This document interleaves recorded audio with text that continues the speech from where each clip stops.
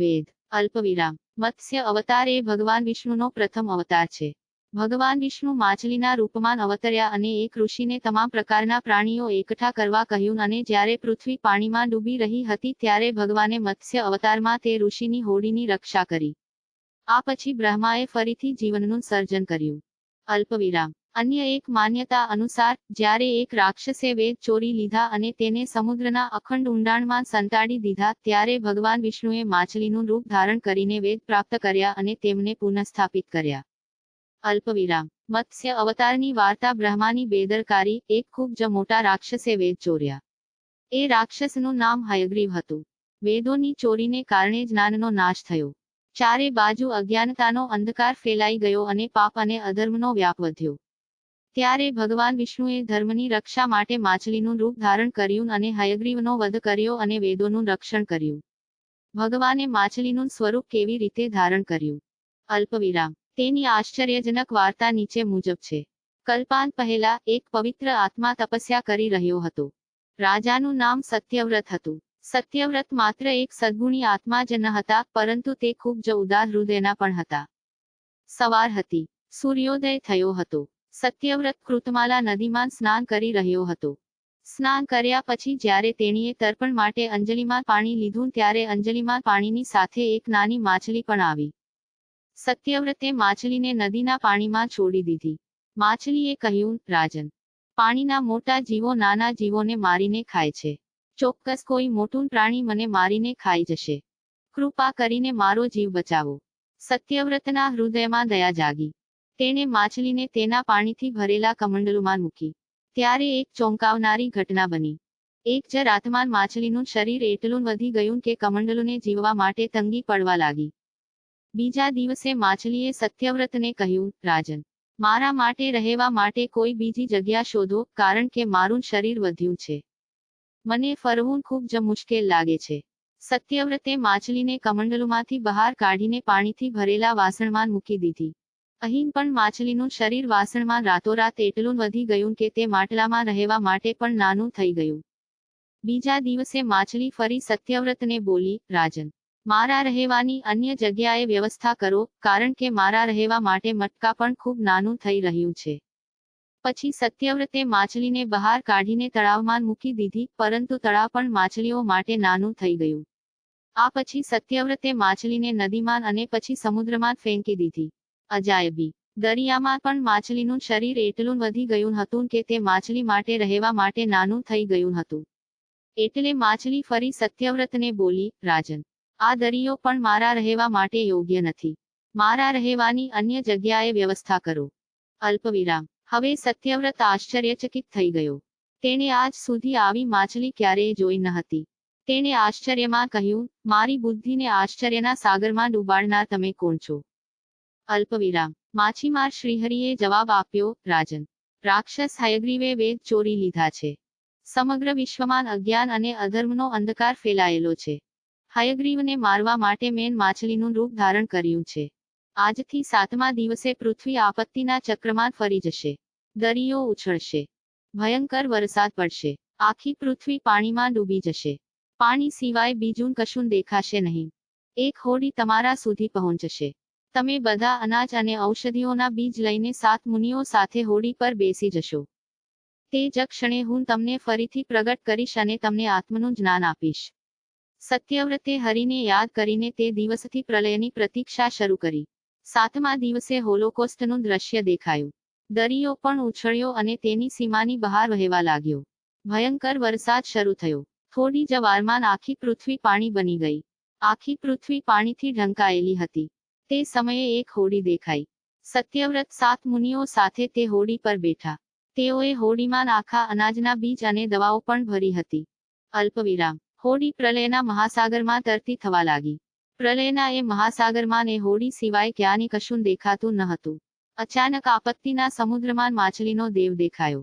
સત્યવ્રત અને સપ્તઋષિ ગણે મત્સ્ય અલ્પવિરામ સ્વરૂપે ભગવાનને પ્રાર્થના કરવાનું શરૂ કર્યું. સત્યવ્રતનું જીવન ભગવાન પાસેથી જ્ઞાન મળ્યા પછી ધન્ય બની ગયું.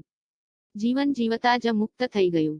જ્યારે હોલોકોસ્ટનો ક્રોધ શમી ગયો ત્યારે માછલીના ભગવાને હયગ્રીવને મારી નાખ્યો અને તેની પાસેથી વેદ છીનવી લીધા. ભગવાને ફરીથી બ્રહ્માને વેદ આપ્યા. આ રીતે માછલીનું રૂપ ધારણ કરીને ભગવાને માત્ર વેદોનો જ ઉદ્ધાર કર્યો નથી, પરંતુ વિશ્વના જીવોનું પણ અપાર કલ્યાણ કર્યું છે. વેદવદમય પરિચય અને અપૌરુષેયવાદ. અલ્પવિરામ. સનાતન ધર્મ અને ભારતીય સંસ્કૃતિ નો મૂળ સ્તંભ વિશ્વનો સૌથી પ્રાચીન અને પ્રથમ વાદમય વેદ માનવામાં આવે છે.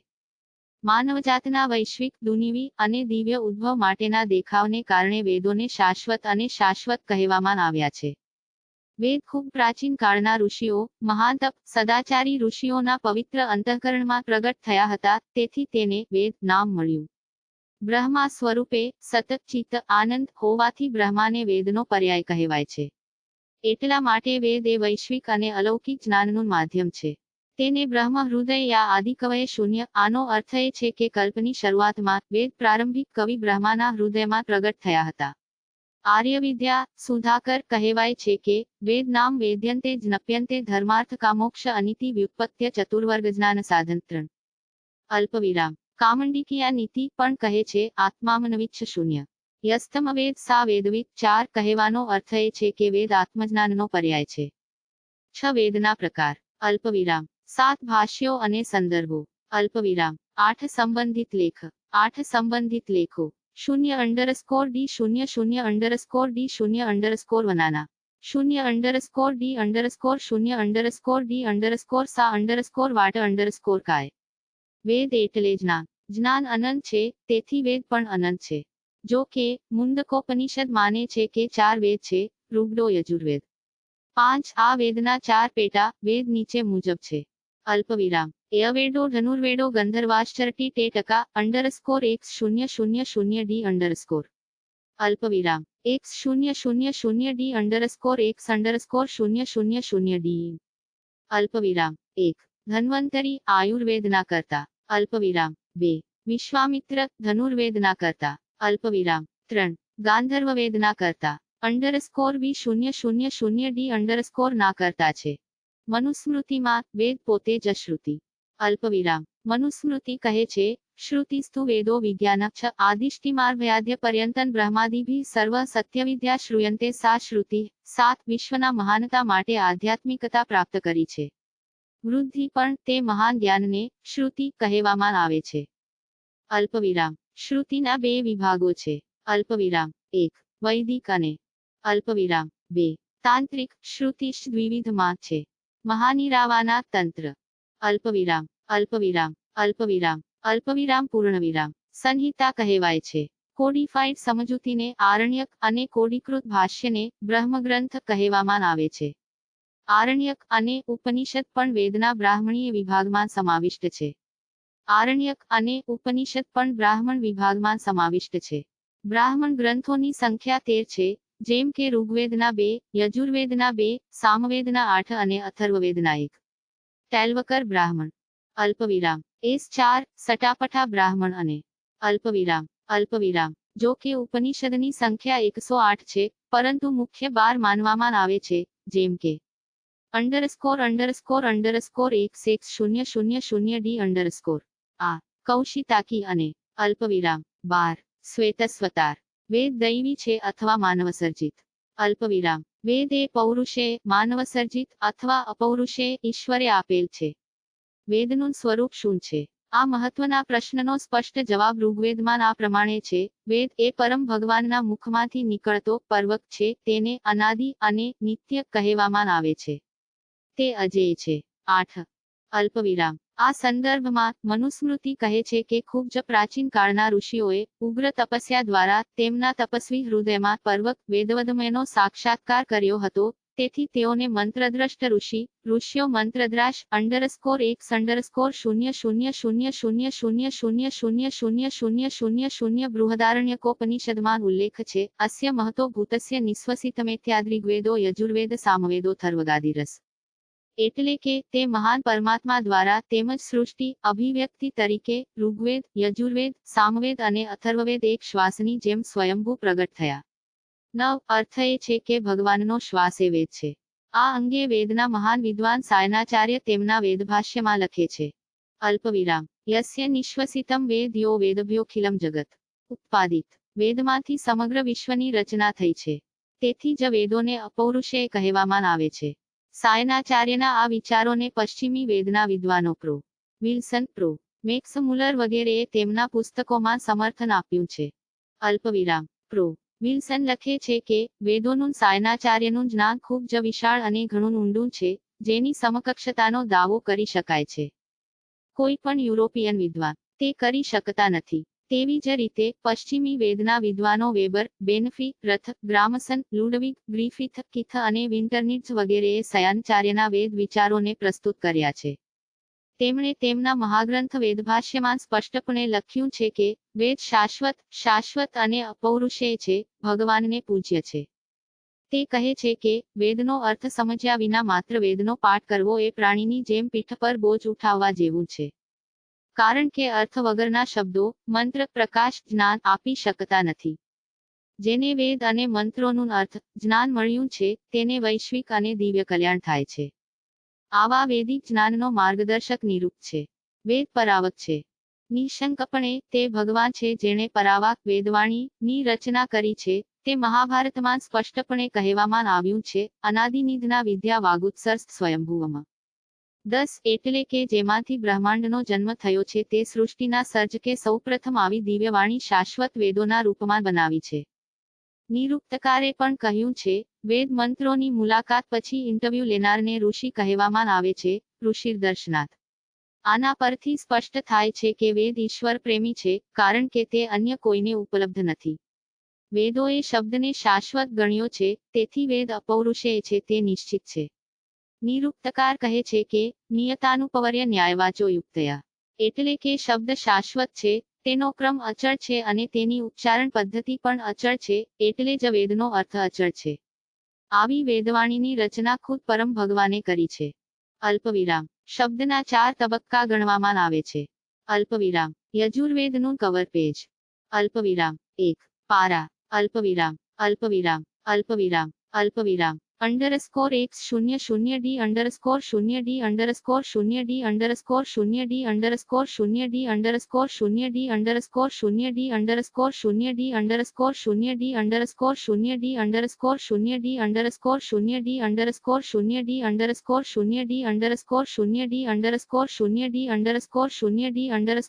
_0D _0D _0D ઋગ્વેદમાં તેમના વિશે આ રીતે કહેવામાં આવ્યું છે. અલ્પવિરામ. ચત્વરી વાક પરિમિતા પદની તાની વિદુર બ્રાહ્મણ એ મનીષી. અલ્પવિરામ. ગુહાત્રિનિહિતા નેગદયંતી તુર્યમ વાચો માત્ર બ્રહ્મના રૂપમાં મનુષ્ય જ જાણે છે. વાણીના 3 સ્વરૂપ ગુપ્ત છે, ચોથા સ્વરૂપનો લોકોમાં વેદ શબ્દના રૂપમાં પ્રચાર થાય છે. 11. અલ્પવિરામ. સૂક્ષ્મ જ્ઞાનને પરાવક કહેવાય છે. તેને જ વેદ કહે છે. મહાન તપસ્વી ઋષિઓની આ વેદવાણીની મુલાકાતને કારણે તેને પશ્યંતિવક કહેવામાં આવે છે. જ્ઞાન સ્વરૂપે વેદોનો આવિષ્કાર શબ્દરૂપ છે. આ વાણીનું સ્થૂળ સ્વરૂપ મધ્યમાવક છે. વેદવાણીના આ ત્રણેય સ્વરૂપ અત્યંત રહસ્યમય છે. ચોથો, વૈખરીવાક, સામાન્ય લોકોની બોલચાલનો છે. શતપથ બ્રાહ્મણ અને માંડુક્યોપનિષદમાં કહેવાયું છે કે વેદ મંત્રના દરેક શ્લોકમાં દરેક શબ્દના દરેક અક્ષરમાં એક પ્રકારની અદ્ભુત શક્તિ ભરેલી છે. આ પ્રકારની વેદવાણી ભગવાને પોતે રચી છે, તે નિર્વિવાદ છે. અલ્પવિરામ. શિવપુરાણમાં એવું આવ્યું છે કે એકાર, યુકાર, એમકાર અને ઓમનો સૂક્ષ્મ અવાજ આમાંથી. અલ્પવિરામ. 1. ઋગ્વેદ. અલ્પવિરામ. 2. યજુર્વેદ. અલ્પવિરામ. 3. સામવેદ અને અલ્પવિરામ. 4. D_X_000D_ અથવા અથર્વવેદ. તમામ સંગીત ઓમકાર ઓમથી બનાવવામાં આવ્યું હતું. ઓમકારમ બિંદુ સંયુક્તમ એ ભગવાનનું સ્વરૂપ છે. 12. અલ્પવિરામ. શ્રીમદ ભાગવતમાં સ્પષ્ટપણે જણાવ્યું છે, વેદપ્રનિહિતો ધર્મો હ્યધર્મસ્તદ્વિપરાયા. વેદ નારાયણ સાક્ષાત સ્વયંભૂરીતિ શુશ્રુમ. વેદ નારાયણ સ્વરૂપે પ્રગટ થયો છે, એમ શ્રુતિમાં કહેવાયું છે. શ્રાદ્ધ દયા તિતિક્ષા ચ ક્રત્વશ્ચરેસ્તાનો. 14. તેનો અર્થ એ છે કે વેદજ્ઞા પણ સદાચારી, બ્રાહ્મણ, દૂધી ગાય, વેદ, તપ, સત્ય, શક્તિ, શમ, આદર, દયા, સહિષ્ણુતા અને યજ્ઞ આ શ્રીહરિ, ભગવાન ના સ્વરૂપો છે. અલ્પવિરામ. મનુસ્મૃતિ વેદ તરીકે વર્ણવે છે. ધર્મનું મૂળ કહેવાય છે, વેદ ખિલો ધર્મમૂલન સ્મૃતિ શૈલે ચ તદ્વિધમ. આચરશ્ચૈવ સાધુનામાત્મનસ્તુષિત્રેવ ચ 15 એટલે કે સમગ્ર વેદ અને વેદજ્ઞાન મનુ પરાશર યાજ્ઞવલ્ક્ય વગેરેની સ્મૃતિ નમ્રતા આચાર સાધુ ધાર્મિક ના આત્માની સંતોષ આ બધા ધર્મોનું મૂળ છે. D_X0000 તે યાજ્ઞવલ્ક્ય સ્મૃતિમાં પણ કહેવાયું છે. તે શ્રુતિ સ્મૃતિ ગુણ સ્વસ્ય ચ પ્રિયમાત્મના સમ્યક સંકલ્પજ કામો ધર્મમૂલમિદમ સ્મૃતમ 16 એટલે કે શ્રુતિ સ્મૃતિ સત્પુરુષોનું આચરણ પોતાના આત્મા પ્રત્યેનો પ્રેમ અને સદ્બુદ્ધિ સદાચારી કામ આ 5 ધર્મોના મૂળ છે. તેથી જ ભારતીય સંસ્કૃતિમાં વેદ શ્રેષ્ઠ સ્થાને છે. વેદોની માન્યતા ત્રિકાળથી બંધાયેલી છે. ફિલોસોફી અલ્પવિરામ ભારતીય આસ્તિક ફિલસૂફીના મત મુજબ શબ્દ શાશ્વત હોવાથી તેનો અર્થ સાથે સ્વયંભૂ જેવો સંબંધ છે. વેદમાં શબ્દને શાશ્વત સમજવા પર વેદને અપૌરુષેય ઈશ્વર પ્રિય માનવામાં આવે છે. નિરુક્તકાર પણ તેનું પ્રતિપાદન કરે છે. આસ્તિક ફિલસૂફીએ શબ્દને શ્રેષ્ઠ પુરાવા તરીકે સ્વીકાર્યો છે. આ બાબતમાં મીમાંસા તત્વજ્ઞાન અને ન્યાય તત્વજ્ઞાનના વિચારો અલગ અલગ છે. જૈમિનીય મીમાંસાક કુમારીલ વગેરે મીમાંસાક આધુનિક મીમાંસાક અને સાંખ્યવાદીઓના મતે વેદ અપૌરુષેય શાશ્વત અને સ્વયંસ્પષ્ટ છે. મીમાંસકો વેદોને સ્વયંભૂ માને છે. તેઓ કહે છે કે વેદ રચવાનો પ્રયાસ કોઈ વિશેષ વ્યક્તિ કે ઈશ્વરનો નથી. નૈયિકો માને છે કે વેદ ભગવાન પ્રેરિત છે. મીમાંસાકો કહે છે કે વેદ જેવા નિર્દોષ મહાન મણિની રચના દોષ ભ્રમણા વગેરે હોવાને કારણે મનુષ્ય દ્વારા શક્ય નથી. તેથી વેદ અપૌરુષેય છે. આનાથી આગળ જઈને નાયક એવી રજૂઆત કરે છે કે જેમ ઈશ્વરે વેદોની રચના કરી છે તેવી જ રીતે તેમણે વેદોની રચના કરી છે આવું માનવું યોગ્ય છે. શ્વાસ અને શ્વાસ સ્વયંસ્પષ્ટ છે તેથી તેમના માટે માનવીય પ્રયત્નો અથવા બુદ્ધિની કોઈ અપેક્ષા નથી. વેદ જે તે મહાભૂતનું શ્વાસહીન સ્વરૂપ છે તે પોતે જ અસ્પષ્ટપણે ઉદ્ભવે છે. તેથી સ્વ મૂર્ત વેદ એ અપૌરુષેય ઈશ્વર પ્રેમી સાબિત થાય છે કારણ કે તે કોઈ વ્યક્તિ દ્વારા રચવામાં આવ્યો ન હતો. આ બધા વિચારોને ફિલસૂફીમાં અપૌરુષેયવાદ કહેવામાં આવે છે. અલ્પવિરામ બિન વેદિક ફિલસૂફીને નાસ્તિક ફિલસૂફી પણ કહેવામાં આવે છે કારણ કે તે વેદોને સાબિતી તરીકે સ્વીકારતું નથી અપૌરુષેયને સ્વીકારતું નથી. તે કહે છે કે ઇહલોક જગત એ આત્માનું રમતનું મેદાન છે પરલોક સ્વર્ગ જેવી કોઈ વસ્તુ નથી. કામ અવ્યયક પુરુષાર્થ કામ એ માનવ જીવનનો એકમાત્ર પ્રયાસ છે. મરણમેવ પવર મૃત્યુ એટલે મોક્ષ મુક્તિ પ્રત્યક્ષમેવ પ્રમાણમ જે સ્પષ્ટ છે તે સાબિતી છે અનુમાન સાબિતી નથી. ત્યાં કોઈ ધર્મ નથી તેથી કોઈ અધર્મ નથી સ્વર્ગ અને નરક નથી. ન પરમેશ્વરોપી કશ્ચિત ભગવાન તેના જેવું કોઈ નથી. ન ધર્મ ન મોક્ષ ત્યાં ન તો ધર્મ છે કે ન મોક્ષ. તેથી જ્યાં સુધી શરીરમાં પ્રાણ છે ત્યાં સુધી આપણને સુખ મળે છે. આ સંદર્ભે નાસ્તિક ચાર્વાક તત્વજ્ઞાન સ્પષ્ટપણે કહે છે. અલ્પવિરામ યવજ્જીવમ સુખમ જીવેદ્રાનમ કૃત્વા ઘરુતમ પીબેત. દર્શન શબ્દમાં ચાર્વ એટલે ખોરાક ખાવું પીવું અને મોજ કરો નો સંદેશ આપતી આ ફિલસૂફીને ચારવા શબ્દ પરથી ચારવાક દર્શન નામ આપવામાં આવ્યું છે. ગુણરત્ન એ આ રીતે સમજાવ્યું છે જેની પાસે ભગવાન વેદ પુણ્ય પાપ સ્વર્ગ નરક આત્મા મુક્તિ વગેરેના ચાર્વ નામો છે તે ચારવાક દર્શન છે. આ અભિપ્રાય ધરાવતા લોકોનું ધ્યેય સ્વ સ્થાપના કરતા ખંડન તરફ વધુ હોવાને કારણે તેમને વૈદંડિક કહેવામાં આવે છે. તે લોકો વેદ પ્રમાણ્યમાં માનતા નથી. તેમના પુસ્તકમાં સમુચાય અલ્પવિરામ X0000D_ અલ્પવિરામ સા અલ્પવિરામ 5 માઇમન્સ અને વાર્વસી ફિલસૂફી વૈદિક X0000D_ દર્શન અને અલ્પવિરામ 7 ચારવાક અલ્પવિરામ 8 બૌદ્ધ અને અલ્પવિરામ 9 જૈન આ ત્રણેયને વેદવાદીઓ કહેવામાં આવે છે અને તે બધાના વૈદિક ધર્મશાસ્ત્રીઓનો મત છે. વેદોમાં માનનારા અને અશ્રદ્ધાળુઓ નાસ્તિક છે. આ દૃષ્ટિએ ઉપરોક્ત ન્યાય વૈશિકાદી ષડદર્શનને નાસ્તિક અને ચાર્વાકાદી દર્શનને નાસ્તિક કહેવામાં આવ્યું છે. એટલે કે આત્માને જાણો. માનવ જીવનનું અંતિમ ધ્યેય પિંડ બ્રહ્માંડમાં સમાયેલ એક આત્મક તત્વનું દર્શન મુલાકાત છે વેદ કહે છે. આ માટે 3 પદ્ધતિઓ છે વેદ મંત્રોનું શ્રવણ ચિંતન અને નિધિધ્યાસન શ્રોતાવ્ય શ્રુતિવક્યભ્યો મંતવ્યશ્ચોપપત્તિ મત્યાતુ સત્તમ ધ્યાયે એતન દર્શન હેત્વે. તેથી જ ઋષિમુનિઓ કહે છે યસ્તમ વેદ સાવેદવિત. અર્થાત સદ્ગુણી વ્યક્તિ જે આવા આત્માતત્વને જાણે છે તે વેદજ્ઞ, વેદનો જાણકાર છે. વેદોના પ્રકારો. અલ્પવિરામ. ઋગ્વેદ. ઋગ્વેદ એ સૌપ્રથમ વેદોની રચના કરવામાં આવી હતી. તે કાવ્યાત્મક છે. યજુર્વેદ ગદ્ય છે અને સામવેદ ગદ્ય છે. ઋગ્વેદમાં 10 મંડલ, 1028 સ્તોત્રો અને 11,000 મંત્રો છે. તેની 5 શાખાઓ છે: શાકલ્પ, વાસ્કલ, અશ્વાલયન, શંખયાન, માંડુક્યા.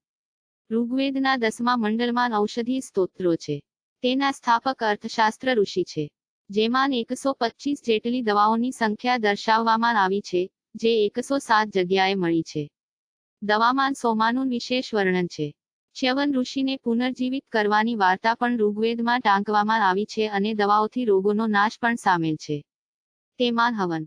અલ્પવિરામ. સામવેદ દ્વારા જળ ચિકિત્સા, વાયુ ચિકિત્સા, સૌર ચિકિત્સા, માનસ ચિકિત્સા અને ઉપચારનો સમાવેશ થાય છે. સામવેદનું નામ 4 વેદોમાં ત્રીજા ક્રમમાં આવે છે. પરંતુ ઋગ્વેદ પહેલા પણ ઋગ્વેદના એક મંત્રમાં સામવેદનું નામ દેખાતું હોવાને કારણે કેટલાક વિદ્વાનો વેદોને એક પછી એક સ્વતંત્ર રચનાઓ માને છે. સામવેદમાં ભાવાત્મક શ્લોકોની વિપુલતા છે, જે બલિદાન સમયે ગવાય છે. 1824 મંત્રોના આ વેદમાં 75 મંત્રો સિવાય બાકીના બધા મંત્રો ઋગ્વેદમાંથી જ સંકલિત કરવામાં આવ્યા છે. આ વેદને સંગીત વિજ્ઞાનની ઉત્પત્તિ માનવામાં આવે છે. તેમાં સવિતા, અગ્નિ અને ઇન્દ્ર દેવતાઓ પ્રબળ છે. આમાં યજ્ઞમાં ગાવાના સંગીત મંત્રો છે. આ વેદ મુખ્યત્વે ગાંધર્વ લોકો માટે છે. તેમાં 3 મુખ્ય શાખાઓ છે: 75 સ્તોત્રો અને ખાસ કરીને સંગીતનો સમાવેશ કરવામાં આવ્યો છે. અલ્પવિરામ. યજુર્વેદ. તેમાં યજ્ઞની વાસ્તવિક પ્રક્રિયા માટેના ગદ્ય મંત્રો છે. આ વેદ મુખ્યત્વે ક્ષત્રિયો માટે છે. યજુર્વેદના 2 ભાગ છે. અલ્પવિરામ. 1. કૃષ્ણ. વૈશંપાયન ઋષિ કૃષ્ણ સાથે સંબંધિત છે. કૃષ્ણની 4 શાખાઓ છે. અલ્પવિરામ. 2. શુક્લ. ઋષિ યાજ્ઞવલ્ક્ય શુક્લ સાથે સંબંધિત છે. શુક્લની 2 શાખાઓ છે. તેમાં 40 પ્રકરણો છે.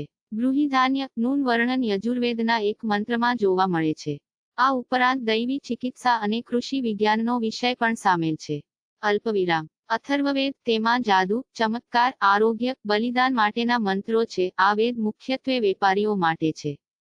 તેના 20 કેસ છે. અથર્વવેદમાં 8 વિભાગો છે, જેમાં 2 નામ સ્પષ્ટ રીતે જોવા મળે છે: ભેષજવેદ અને ધતુવેદ. વેદોનો ઇતિહાસ જાણો.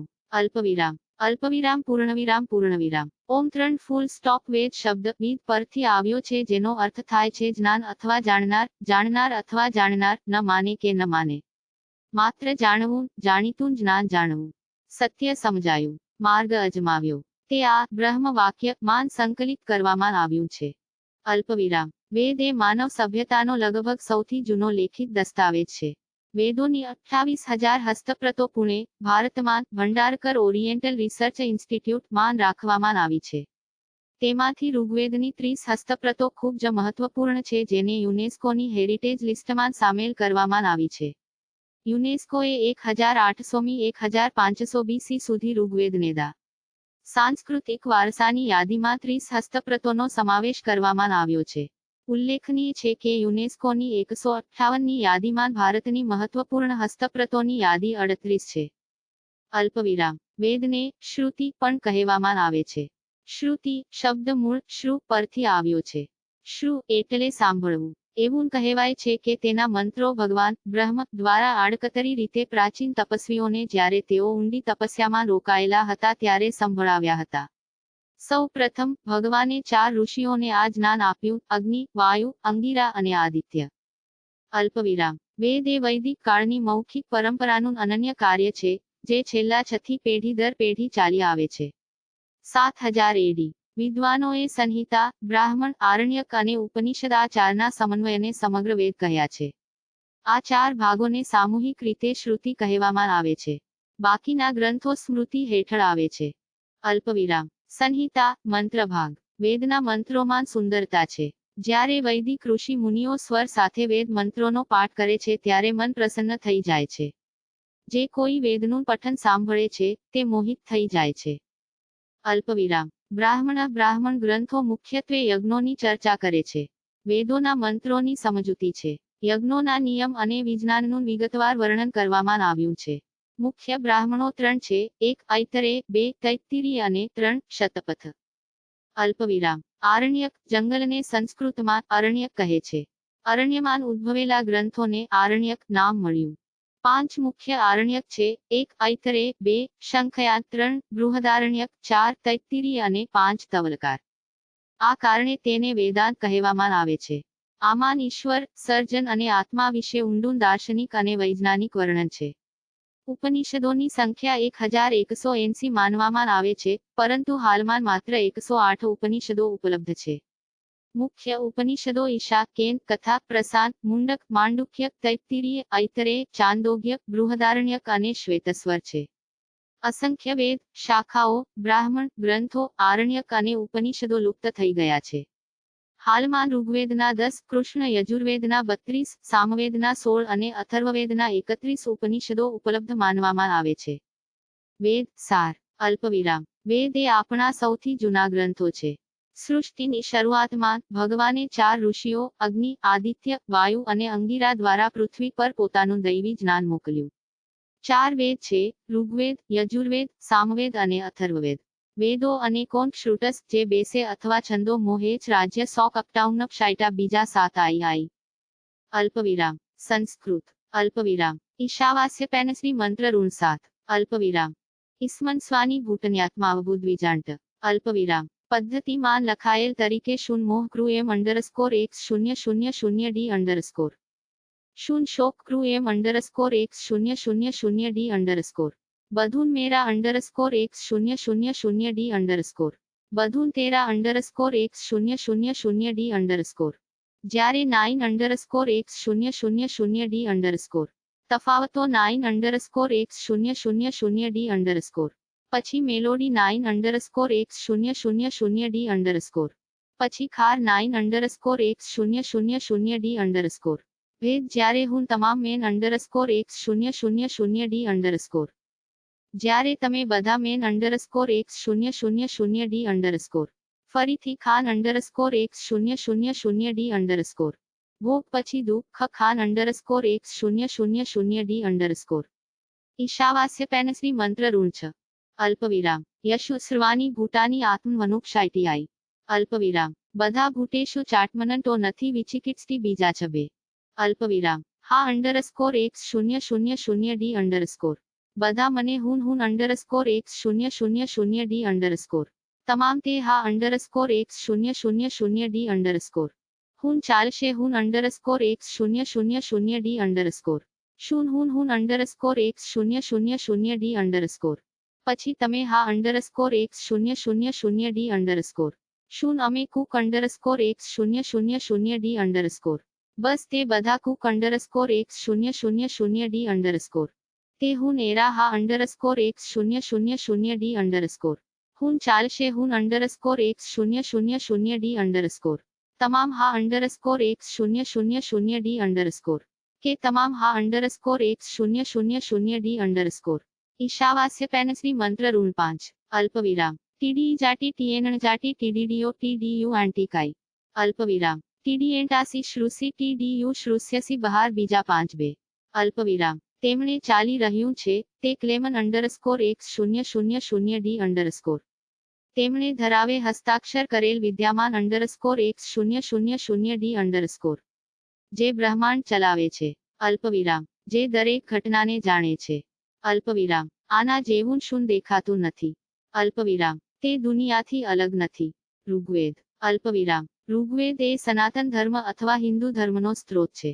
તેમાં 1028 સ્તોત્રો છે, જેમાં દેવતાઓની સ્તુતિ કરવામાં આવી છે. આમાં યજ્ઞમાં દેવતાઓને આહ્વાન કરવાના મંત્રો છે. આ પહેલો વેદ છે. ઇતિહાસકારો ઋગ્વેદને ઇન્ડો યુરોપિયન ભાષા પરિવારની અત્યાર સુધી ઉપલબ્ધ પ્રથમ કૃતિઓમાંની એક માને છે. તે વિશ્વના પ્રથમ શાસ્ત્રોમાંનું એક છે. ઋક સંહિતામાં બાલખિલ્ય સહિત 10 મંડલ 1028 સ્તોત્રો છે. વેદ મંત્રોના સમૂહને સૂક્ત કહેવામાં આવે છે, જેમાં માત્ર એક જ દિવ્યતા અને એકતા દર્શાવવામાં આવે છે. કાત્યાયન પ્રભાતી ઋષિ અનુક્રમણિકા અનુસાર સ્તોત્રોની સંખ્યા 10,580 છે, શબ્દોની સંખ્યા 1,53,526 છે અને શૌનક કૃત અનુક્રમણિકા અનુસાર 4,32,000 અક્ષરો છે. ઋગ્વેદની 21 શાખાઓમાંથી જેનું વર્ણન છે, ચરણવ્યૂહ પુસ્તક મુજબ માત્ર 5 જ મુખ્ય છે: 1. શકલ, 2. વશકલ, 3. અશ્વલ્યાન, 4. શંખયાન અને માંડુકાયન. ઋગ્વેદમાં સ્તોત્રોની વિપુલતા હોવાને કારણે તેને જ્ઞાનનો વેદ કહેવામાં આવે છે. ઋગ્વેદમાં જ ત્ર્યંબક મંત્ર અથવા મૃત્યુંજય મંત્ર 7:59/12 મૃત્યુને રોકવા માટે વર્ણવેલ છે. તે થાય છે. વિશ્વ પ્રસિદ્ધ ગાયત્રી મંત્ર 8:3/62 નો પણ આમાં ઉલ્લેખ છે. ઋગ્વેદમાં લોક ઉપયોગી સૂક્તો, તત્વજ્ઞાન સૂક્તો, સંસ્કાર સૂક્તોના ઘણા પ્રકારો છે. ઉદાહરણ તરીકે, રોગ નિવારક સૂક્ત 8:0:10:137 જાન્યુઆરી 7, શ્રી સૂક્ત અથવા લક્ષ્મી સૂક્ત પરિશિષ્ટના ખીલ સૂક્તમાં, ઋગ્વેદનું સૂક્ત તત્વજ્ઞાનનું નાસાદિયા સૂક્ત 8:10:129 1-7 અને હિરણ્યગર્ભ સૂક્ત 8:0:10:121 જાન્યુઆરી 10 અને લગ્ન વગેરેના સૂક્તો 8:10:85/1-47 વર્ણવેલ છે, જેમાં જ્ઞાન વિજ્ઞાનની પરાકાષ્ઠા દેખાય છે. ઋગ્વેદ વિશેની કેટલીક મહત્વપૂર્ણ બાબતો નીચે મુજબ છે. અલ્પવિરામ. તે સૌથી જૂનો વેદ માનવામાં આવે છે. અલ્પવિરામ. ઋગ્વેદના ઘણા સ્તોત્રોમાં વિવિધ વૈદિક દેવતાઓની પ્રશંસા કરતા મંત્રો છે. જો કે વેદમાં અન્ય પ્રકારના સ્તોત્રો છે, પરંતુ દેવતાઓની સ્તુતિ કરતા સ્તોત્રો મુખ્ય છે. મંડળો નાના છે અને કેટલાક વર્તુળો મોટા છે. અગ્નિ પુરાણ. અલ્પવિરામ. અગ્નિ પુરાણ જ્ઞાનનો વિશાળ ભંડાર છે. મહર્ષિ વસિષ્ઠને આનું વર્ણન કરતી વખતે અગ્નિદેવે પોતે કહ્યું: અલ્પવિરામ. અગ્નેયહિ પૂર્ણેસ્મિન સર્વ વિદ્યા પ્રદર્શન બુદ્ધિ. અલ્પવિરામ એટલે કે અગ્નિ પુરાણ તમામ વિજ્ઞાનોનું વર્ણન કરે છે. કદમાં નાનું હોવા છતાં આ પુરાણ જ્ઞાનના પ્રકાશનની દ્રષ્ટિએ પોતાનું વિશેષ મહત્વ ધરાવે છે. આ પુરાણમાં 383 અધ્યાય છે. ગીતા, રામાયણ, મહાભારત, હરિવંશ પુરાણ વગેરેનો પરિચય આ પુરાણમાં છે. પરા, અપરા વિદ્યાઓનું વર્ણન પણ તેમાં જોવા મળે છે. તેમાં મત્સ્ય, કૂર્મ વગેરે અવતારોની કથાઓ પણ આપવામાં આવી છે. સૃષ્ટિનું વર્ણન, સાંજ, સ્નાન, પૂજા પદ્ધતિ, ગૃહ પદ્ધતિ, મુદ્રાઓના ચિહ્નો, દીક્ષા અને અભિષેક પદ્ધતિ, નિર્વાણ, દીક્ષાના સંસ્કાર, મંદિર નિર્માણ કળા, પાયાના પથ્થરની પદ્ધતિ, દેવતાની મૂર્તિઓના ચિહ્નો, જાતિ લક્ષણો અને દેવતા જીવનની પદ્ધતિ, અભિષેક, વાસ્તુ પૂજા પદ્ધતિ, તત્વ દીક્ષા, ખગોળશાસ્ત્ર, તીર્થયાત્રાની મહાનતા, શ્રાદ્ધ કલ્પ, જ્યોતિષ, યુદ્ધ વિજય, વશીકરણ વિદ્યા, ચિકિત્સા જ્ઞાન, વર્ણાશ્રમ ધર્મ, માસના ઉપવાસ, દાનની મહાનતા, રાજધર્મ, પરચુરણ, સ્વપ્ન વર્ણન, શુકન અને અશુભ શુકન, રત્નની પરીક્ષા, ધનુર્વેદ શિક્ષણ, વર્તન કૌશલ્ય, ઉત્પાત શાંતિ પદ્ધતિ, અશ્વ ચિકિત્સા, સિદ્ધિ મંત્ર, વિવિધ કાવ્યાત્મક લક્ષણો, વ્યાકરણ અને રસ, શણગારના ચિહ્નો વગેરે, યોગ, બ્રહ્મજ્ઞાન, સ્વર્ગ, નરકનું વર્ણન, અર્થશાસ્ત્ર, ન્યાય, મીમાંસા, સૂર્યવંશ અને સોમવંશ આદિનું વર્ણન આ પુરાણમાં કરવામાં આવ્યું છે. અલ્પવિરામ. આ પુરાણમાં વૈષ્ણવ પૂજા અને મૂર્તિઓ વગેરેની વિશેષતાઓનું વિસ્તૃત વર્ણન કરવામાં આવ્યું છે. તેમાં શિવ અને શક્તિની ઉપાસનાનો સંપૂર્ણ નિયમ જણાવવામાં આવ્યો છે. વેદાંતના તમામ વિષયો શ્રેષ્ઠ રીતે સમજાવ્યા છે. આ સિવાય જીવન માટે ઉપયોગી તમામ વિદ્યાઓની માહિતી આ પુરાણમાં જોવા મળે છે. અલ્પવિરામ. અગ્નિદેવના મુખેથી કહેવાના કારણે આ પુરાણનું નામ અગ્નિ પુરાણ પડ્યું છે. આ એક પ્રાચીન પુરાણ છે. આમાં શિવ, વિષ્ણુ અને સૂર્યની પૂજાનું ઉચિત રીતે વર્ણન કરવામાં આવ્યું છે. આ તેની પ્રાચીનતા દર્શાવે છે. કારણ કે પાછળથી શૈવ અને વૈષ્ણવોમાં ઘણો વિરોધ થયો, જેના કારણે તેમની પૂજામાં તેમની સર્વોપરિતાને અતિશયોક્તિથી બતાવવામાં આવી રહી હતી. એકબીજાના વિચારોની નિંદા કરવામાં આવી રહી હતી, જ્યારે અગ્નિ પુરાણ માં આવી કોઈ નિંદા ઉપલબ્ધ નથી. અલ્પવિરામ. યાત્રાધામોના વર્ણનમાં શંકરાચાર્ય દ્વારા સ્થાપિત 4 મઠો, બદ્રીનાથ, જગન્નાથ, દ્વારકાપુરી અને રામેશ્વરમનો કોઈ ઉલ્લેખ નથી. આ સિવાય કાશીના વર્ણનમાં વિશ્વનાથ અને દશાશ્વમેધ ઘાટનું કોઈ વર્ણન નથી. આ જ વસ્તુ તેની પ્રાચીનતા દર્શાવે છે. અલ્પવિરામ. વિષય, સામગ્રી. અલ્પવિરામ. વિષય, સામગ્રીની દૃષ્ટિએ અગ્નિ પુરાણ ને ભારતીય જીવનનો જ્ઞાનકોશ કહી શકાય.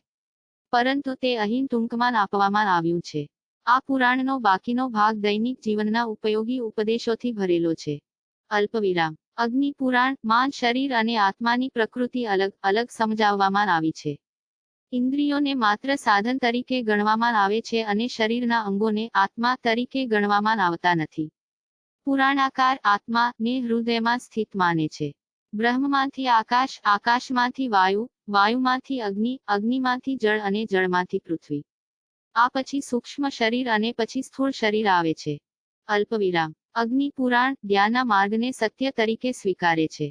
તેઓ કહે છે કે બ્રહ્માની પ્રાપ્તિ માત્ર જ્ઞાન દ્વારા જ શક્ય છે, કર્મકાંડથી નહીં. બ્રહ્મ એ પરમ પ્રકાશ છે જે મન, બુદ્ધિ, ચિત્ત અને અહંકારથી અલગ છે. જરા, મૃત્યુ, શોક, આસક્તિ, ભૂખ, તરસ અને સ્વપ્ન, નિદ્રા વગેરેથી રહિત છે. અલ્પવિરામ. આ પુરાણમાં વિષ્ણુ માટે ભગવાન નો ઉપયોગ કરવામાં આવ્યો છે. કારણ કે બી માન ભરતીના ગુણો છે અને સી ચળવળનો અર્થ આપે છે, એટલે કે પ્રગતિ કે સર્જક. વિષ્ણુને બ્રહ્માંડના નિર્વાહક અને વૃદ્ધિના દેવતા માનવામાં આવે છે. ભાગ નો સંપૂર્ણ અર્થ ઐશ્વર્ય, શ્રી, વીર્ય, શક્તિ, જ્ઞાન, વૈરાગ્ય અને કીર્તિ છે જે વિષ્ણુમાં સહજ છે. વાન નો ઉપયોગ પ્રત્યય તરીકે થાય છે, જેનો અર્થ થાય છે કે જે પકડે છે અથવા ચલાવે છે. એટલે કે જે સર્જકને અનુસરે છે, જે વધે છે, તે કીર્તિ અને ઐશ્વર્ય આપનાર છે, તે ઈશ્વર છે. આ બધા ગુણો વિષ્ણુમાં છે. અલ્પવિરામ. અગ્નિ પુરાણ એ મનની ગતિને બ્રહ્મમાં સમાઈ જવાને યોગ ગણાવી છે. જીવનનું અંતિમ લક્ષ્ય આત્મા અને પરમાત્માનું મિલન હોવું જોઈએ. તેવી જ રીતે વર્ણાશ્રમ ધર્મનું પણ આ પુરાણમાં ખૂબ જ સારી રીતે વર્ણન કરવામાં આવ્યું છે. બ્રહ્મચારીએ હિંસા અને નિંદાથી દૂર રહેવું જોઈએ. અન્ય 3 આશ્રમો ગૃહસ્થાશ્રમની મદદથી જીવન નિર્વાહ કરે છે. તેથી તમામ આશ્રમોમાં ગૃહસ્થાશ્રમ શ્રેષ્ઠ છે. જાતિના આધારે કોઈની સાથે ભેદભાવ ન કરવો જોઈએ. વર્ણો જન્મથી નહીં પણ કર્મથી બને છે. અલ્પવિરામ. સમાનતાની સમાનતા. અલ્પવિરામ. આ પુરાણમાં ભગવાનની ઉપાસનામાં સમાનતાની ભાવના કેળવવા અને સાચા હૃદયથી અપરાધનું પ્રાયશ્ચિત કરવા પર ભાર મૂકવામાં આવ્યો છે. સ્ત્રીઓ પ્રત્યે ઉદાર અભિગમ અપનાવતા પુરંકર કહે છે. અલ્પવિરામ. નાસ્તે મૃત્યુએ પ્રવ્રજીતે ક્લેવ ચ પતિતે પાતૌ. અલ્પવિરામ. ફુદ્ધિ અર્થાત પતિના મૃત્યુ પર સંન્યાસ લીધા પછી નપુંસક થવા પર કે અધોગતિ પર આ 5 અવસ્થામાં સ્ત્રીને બીજો પતિ હોવો જોઈએ. અલ્પવિરામ. એ જ રીતે જો કોઈ વ્યક્તિ દ્વારા કોઈ સ્ત્રી પર બળાત્કાર થાય છે, તો તે સ્ત્રીને આગામી માસિક સ્રાવ સુધી કાઢી નાખવામાં આવશે.